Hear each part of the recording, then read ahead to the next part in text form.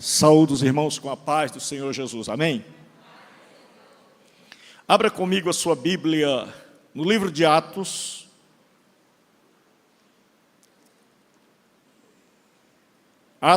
capítulo 2, a partir do versículo 14. Atos 2, versículo 14, hoje eu vou falar do primeiro sermão cristão. Primeiro sermão cristão, e eu queria pedir a todos oração pela minha mãe. Ela tem 83 anos, ela sofreu um acidente, levou uma queda e vai passar por uma cirurgia muito séria. Obrigado, pastor. E eu queria pedir oração aos irmãos, eu estive agora com ela. 2:14. Então se levantou Pedro com os 11 e, erguendo a voz, advertiu-os nestes termos: varões judeus e todos os habitantes de Jerusalém, tomai conhecimento disto e atentai nas minhas palavras. Estes homens não estão embriagados, como vindes pensando, sendo esta a terceira hora do dia, mas o que ocorre é o que foi dito por intermédio do profeta Joel. Acontecerá nos últimos dias, diz o Senhor, que derramarei do meu espírito sobre toda a carne, vossos filhos e vossas filhas profetizarão, vossos jovens terão sonhos e vossos jovens terão visões e vossos velhos sonharão. Até sobre os meus servos e sobre as minhas servas derramarei do meu espírito naqueles dias, e profetizarão. Mostrarei prodígios em cima no céu e sinais embaixo na terra: sangue, fogo e vapor de fumaça. O sol se converterá em trevas e a lua em sangue, antes que venha o grande e glorioso dia do Senhor. E acontecerá que todo aquele que invocar o nome do Senhor será salvo. Aí nós vamos falar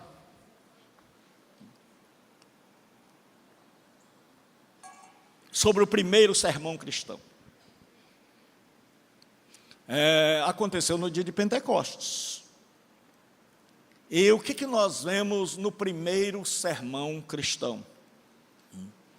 É que, antes de tudo, ele é uma apologia, uma defesa da fé, uma defesa bíblica da fé cristã.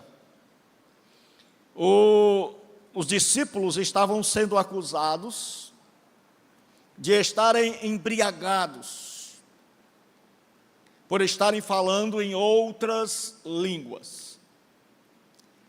E aí Pedro levanta-se, e a primeira coisa que ele vai fazer é limpar a mente das pessoas. Porque quando a gente quer levar o evangelho às pessoas, nós temos que, em primeiro lugar, desconstruir aquelas ideias equivocadas que eles têm acerca de Deus. E aí Pedro diz: olha, primeira coisa, aqui não tem um monte de gente embriagada. E aí ele vai dizer o seguinte, ele está falando na linguagem do povo. Ele diz: o que está acontecendo aqui não é resultado de uma embriaguez alcoólica. Aí ele vai dizer, em primeiro lugar, por que não é? Porque o judeu tinha 3 festas grandes. A festa da Páscoa, o Pessa, a festa do Sucote, dos tabernáculos, e a festa do Pentecostes, que é a segunda. E o que acontece? Na festa, os judeus não bebiam, durava 7 dias, e os judeus não bebiam até 12 horas, e a maioria deles fazia jejum. E nos dias da Bíblia, o dia era contado assim: primeira hora, de 6 às 7.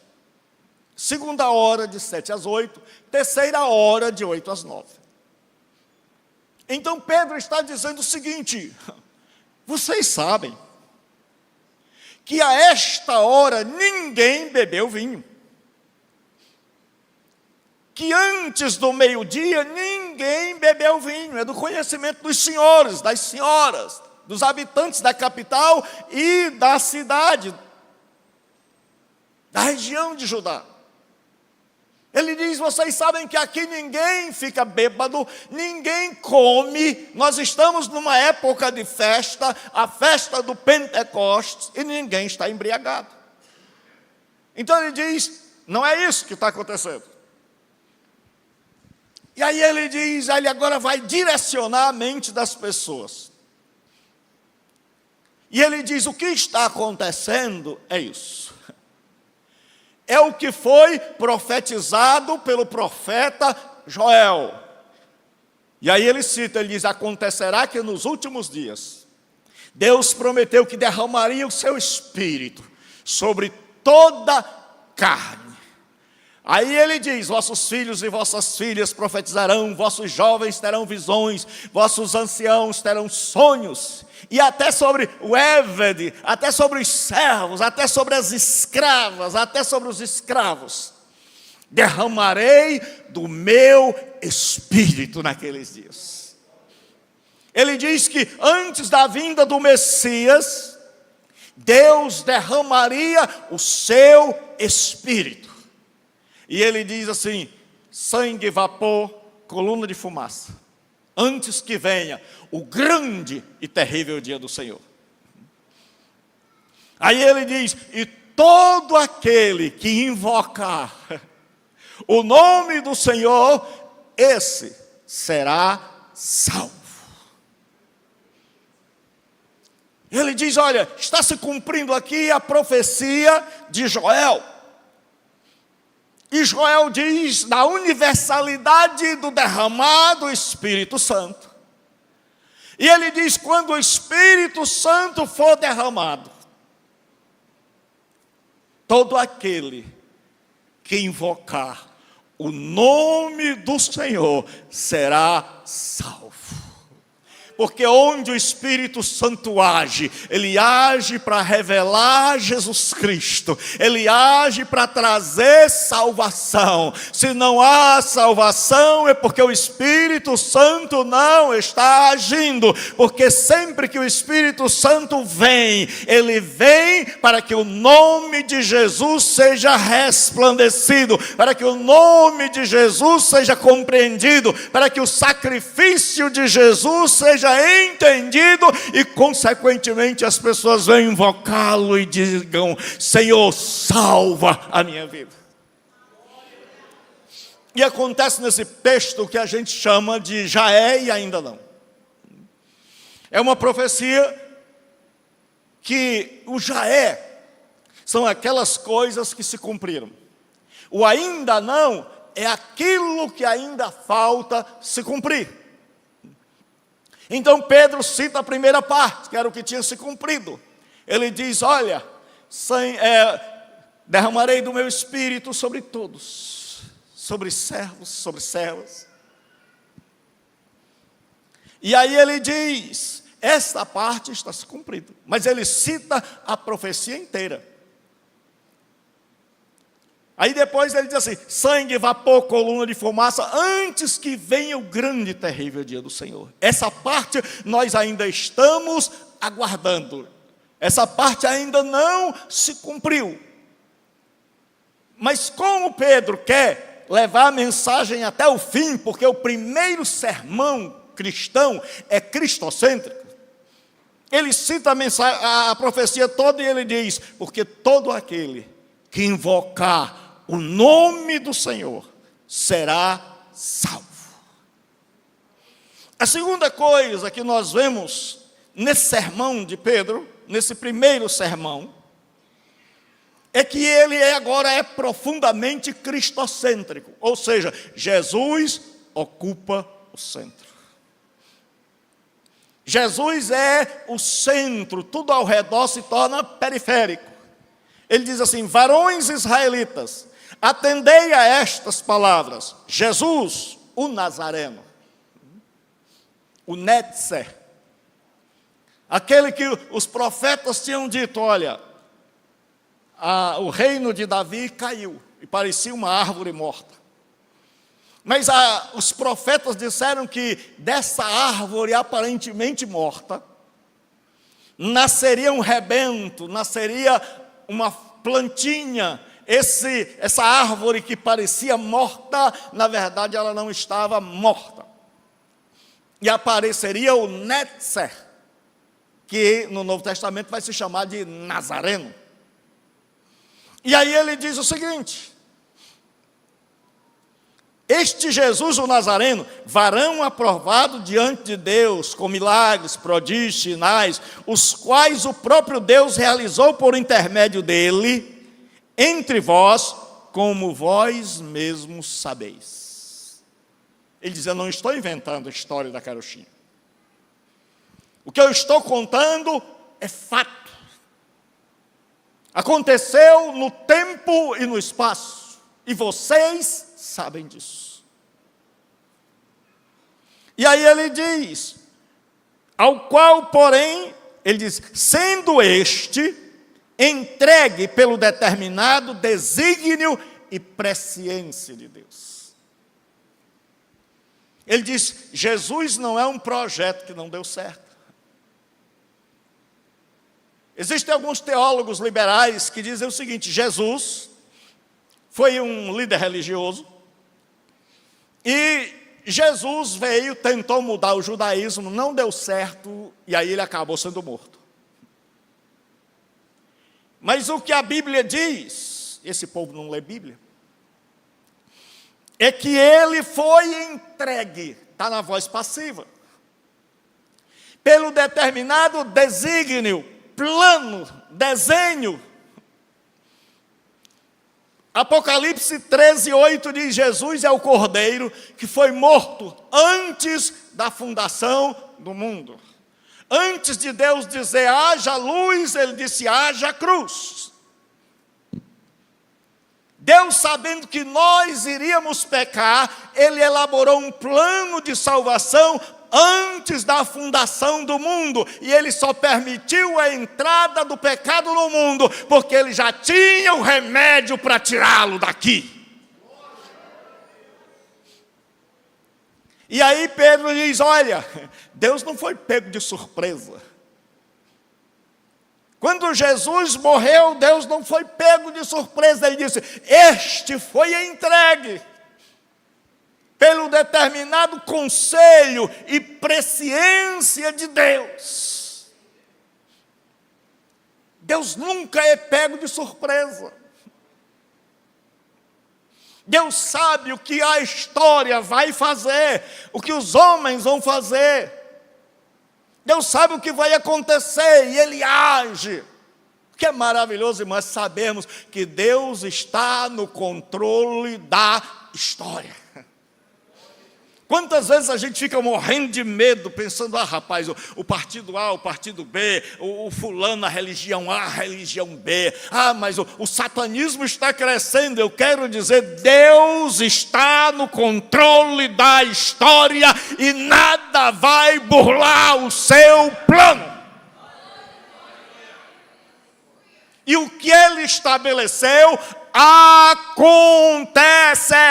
quer o diabo creia ou não, quer ele queira ou não, quer o mundo queira ou não. O que vai acontecer neste mundo é o triunfo de Deus e do seu Cristo. E aí ele diz: vós o matastes. Por isso que eu digo que o evangelho ofende.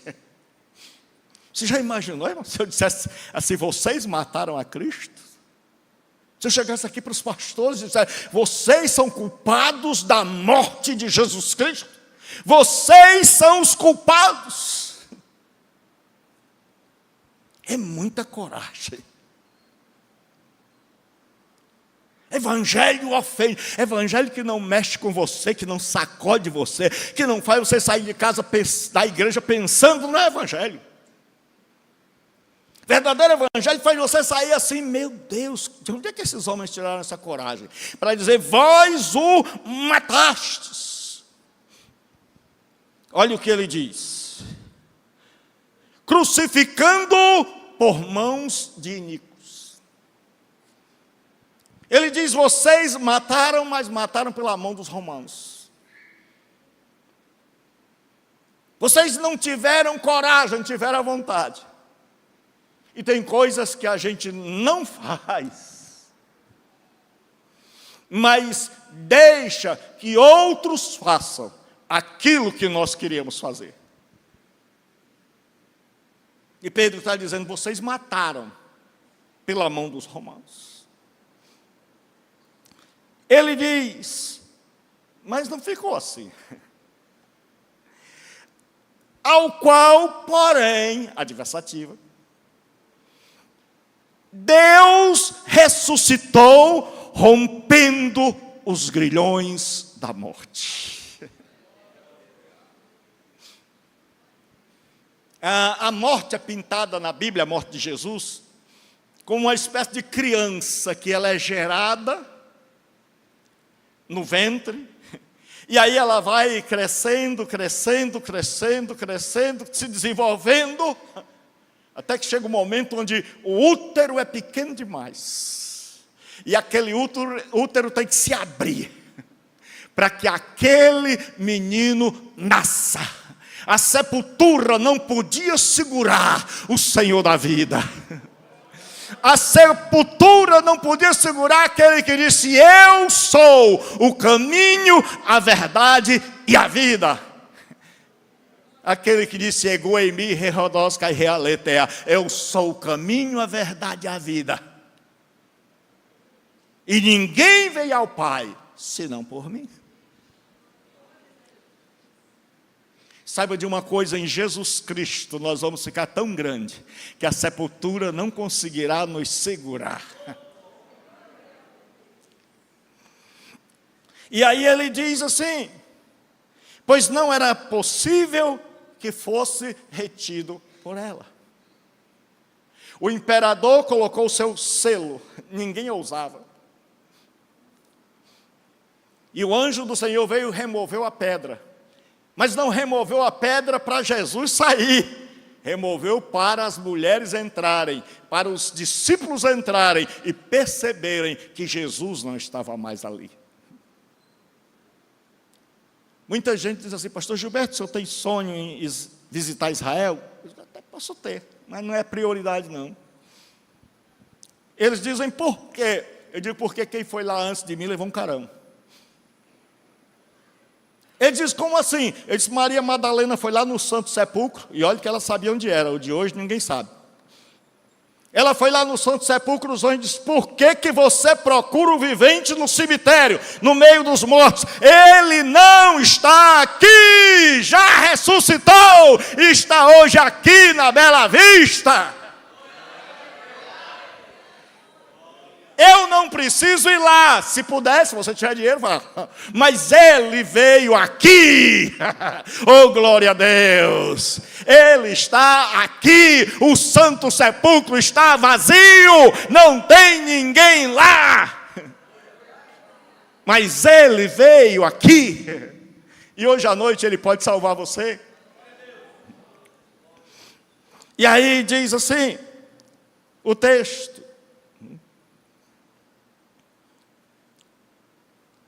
porque a respeito dele, diz Davi, diante de mim via sempre o Senhor, porque está à minha direita, para que eu não seja abalado. A terceira coisa nesse sermão, é que ele é um sermão exegético. O que é isso, pastor? É que ele é baseado numa interpretação saudável. Ele não é apenas uma defesa, ele não apenas fala de Jesus Cristo, mas ele fala baseado numa interpretação correta. Os judeus acreditavam que o salmista, quando falou, citou as palavras de Davi, que Davi é quem ressuscitaria. E Pedro diz, vocês não leram a Bíblia direito. Porque eu sempre digo que hoje, a Bíblia, ela está amarrada pela nossa dogmática. O que é isso? É que cada denominação tem um credo. Nós temos o credo de Westminster, temos o credo batista, temos a confissão belga, temos o nosso credo pentecostal, assembleiano. E aí a gente interpreta a Bíblia dependendo disso. É tanto que a gente diz assim, mas na nossa igreja não crê assim. Eu digo, meu irmão, não quero saber o que a sua igreja diz, eu quero saber o que a Bíblia diz. Porque a maior autoridade em questões de fé e prática ainda é a Bíblia. Cheguei numa reunião, os pastores estavam assim, como é que a gente consagra o pastor? Era mais ou menos assim, ele tem que ser um bom dizimista.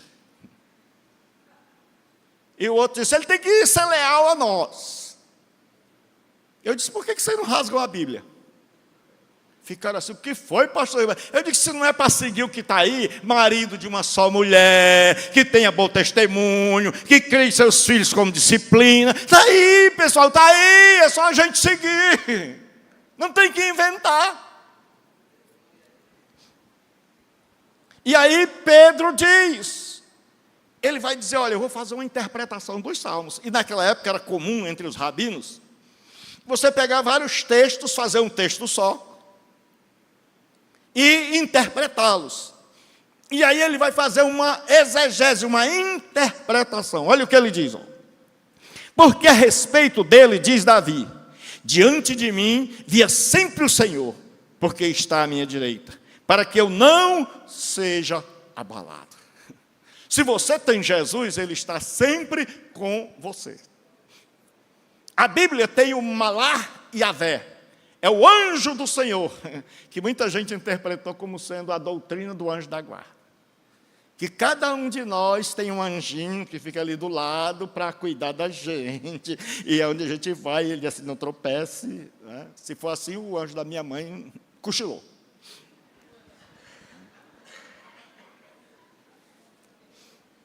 O que acontece?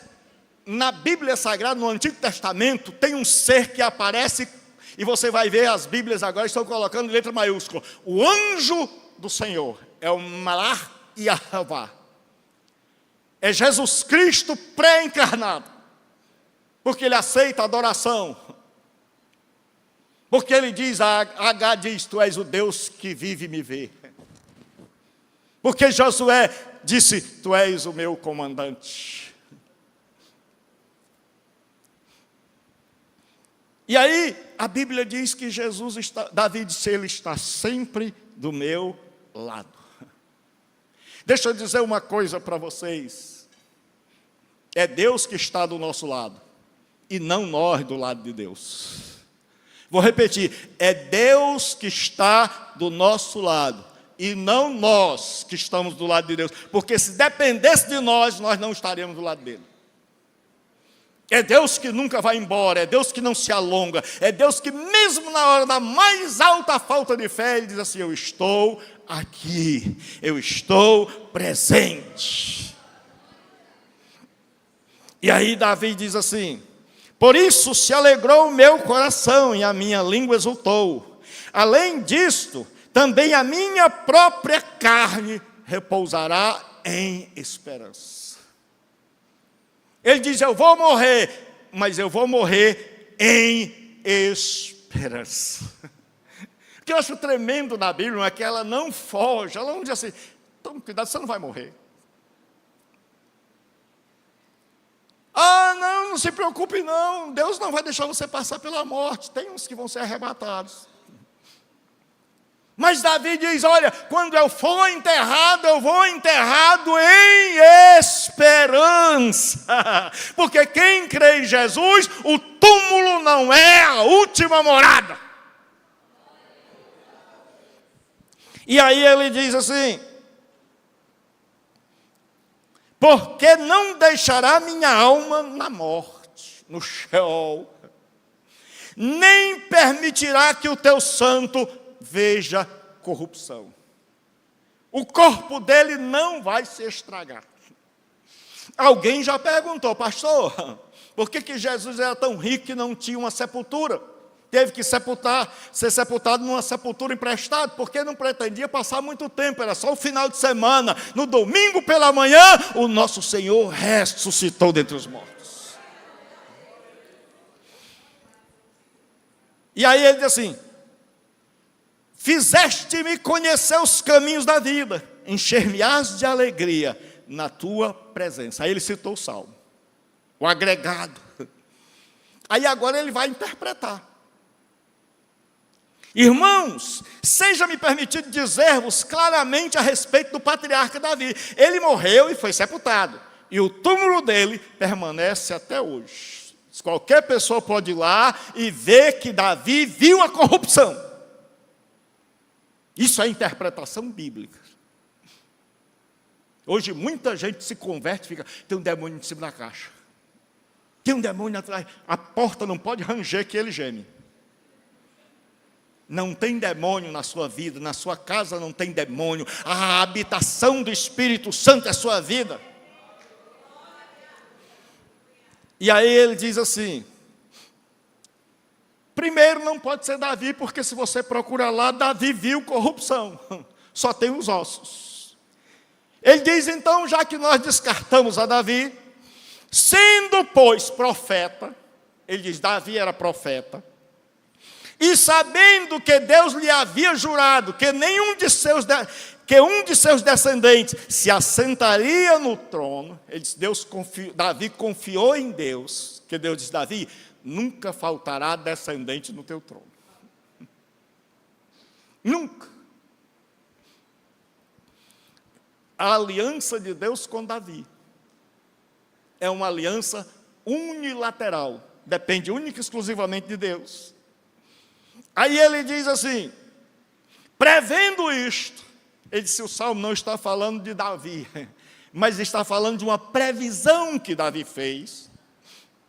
Referiu-se à ressurreição de Cristo, que nem foi deixado na morte, nem o seu corpo experimentou a corrupção. Ele não chegou a se desintegrar, ele não apodreceu. O meu Senhor é maravilhoso. O meu Senhor venceu a morte. Não deu tempo nem dela tomar gosto. A morte nem sequer sentiu o gosto do corpo de Jesus Cristo. Diz, Davi previu a sua ressurreição. Ele disse, Davi está falando da ressurreição do Messias, do Cristo. E aí ele diz, a este Jesus, que é o que a gente chama de aplicação. Aplicação é quando você vai terminar o sermão. Ele diz assim, a este Jesus, Deus ressuscitou, do que todos nós somos testemunhas. Ele disse, nós somos testemunhas de que Ele está vivo. O que Deus espera de cada crente é que você seja uma testemunha da ressurreição. É que você possa, através da fé e dos atos, dizer, Jesus está vivo, e Ele muda vidas, e Ele salva pecadores, e Ele transforma vidas, e Ele redireciona destino, e Ele perdoa pecado, e Ele salva, porque Ele ressuscitou da morte. Aí Pedro diz, exaltado, pois, à destra de Deus, é o que a gente chama de exaltação.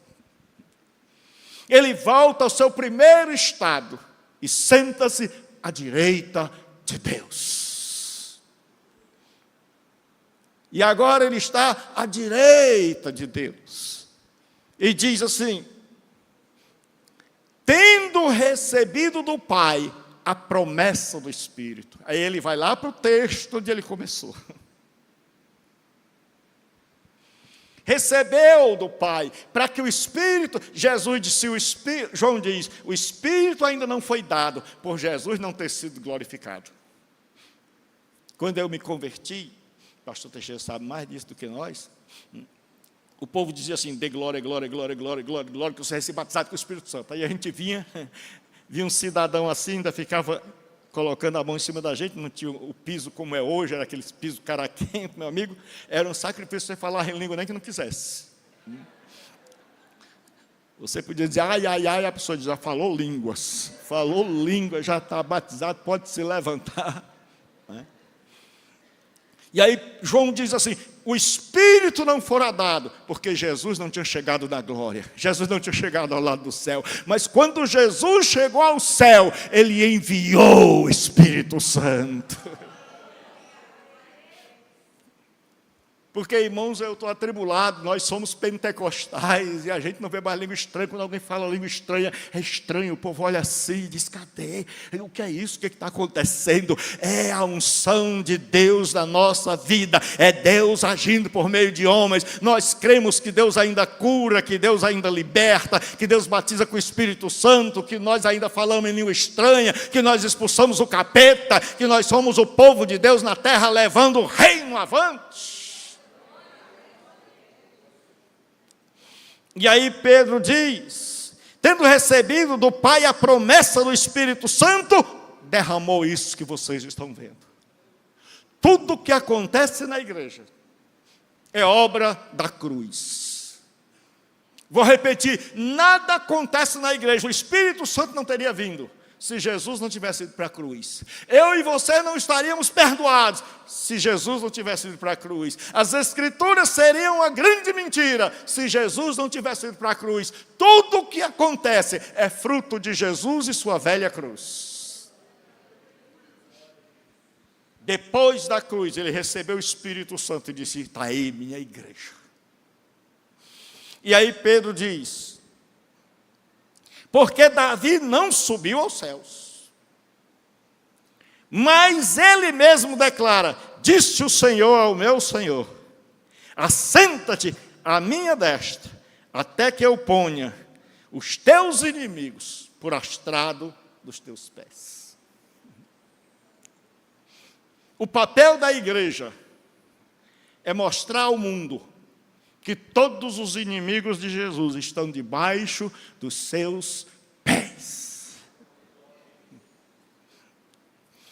O Pai disse, sente-se, porque agora eu vou colocar todo mundo debaixo dos seus pés. Todo mundo debaixo dos seus pés. E a minha tarefa e a sua tarefa é levar ao mundo e dizer, mundo, diabo, pecado, maligno, raça ruim, todo mundo que é contra Jesus, eu quero dizer uma coisa, que o papel do Espírito Santo através da sua igreja é colocar tudo debaixo dos pés daquele que venceu a morte. Daquele que é meu rei, meu Senhor. Ei, a minha alma é dele. Eu sou do meu amado e o meu amado é meu. Se você não se entusiasma com Jesus, se você não fica assim, Jesus maravilhoso, como é bom estar em tua presença, como é bom ser teu. Se o banco está doendo, se aí as horas estão incomodando, está difícil. Mas ele diz assim, esteja absolutamente certo. Como diz o pastor Teixeira, quem fala assim não é gago, né? Cearês. Esteja absolutamente certa toda a casa de Israel. Este Jesus que vós crucificastes. Condena de novo. Ele disse, vocês mataram. Mas olha o que ele diz. Deus o fez. Deus o fez Senhor e Cristo. Ele é o Senhor dos senhores. Ele é o Rei dos reis. Mas Ele é o Cristo de Deus. Salvador da minha alma. Salvador da tua alma. Ele é aquele que pode salvar. Ele é aquele que... Porque muita gente diz assim, pastor, eu não vou receber a Jesus hoje, porque eu ainda não mudei. Se você pudesse mudar, você não precisaria de Jesus. Jesus, ele morreu por nós, e ele percebeu, essa turma aí não vai muito longe, sem mim. Por isso ele disse, eu vou, mas eu enviarei a-los outro Consolador, para que fique convosco. E Jesus subiu e disse, Espírito Santo, agora toma conta desse povo. Transforma esse povo, liberta esse povo, capacita esse povo, dá coragem a este povo, manifesta o teu poder na vida desse povo. E eu quero dizer hoje, que se você crê em Jesus Cristo, como aquele que morreu na cruz, e o judeu, por não saber, o crucificou, mas Deus o levantou da morte, e ele está vivo e está aqui. Esse Jesus hoje tem poder para perdoar seus pecados, porque Pedro diz, todo aquele que o invocar será salvo. E quando ele diz todo, é todo. E ele diz, saiba o mundo inteiro, saiba o diabo, os demônios, o inferno, os ateus, aqueles que são contra a igreja, que esse Jesus que as pessoas têm tanto ódio, Deus o fez Senhor da minha vida, Senhor do mundo, e todo joelho se dobrará, e toda língua confessará que Jesus Cristo é o Senhor, para a glória de Deus Pai.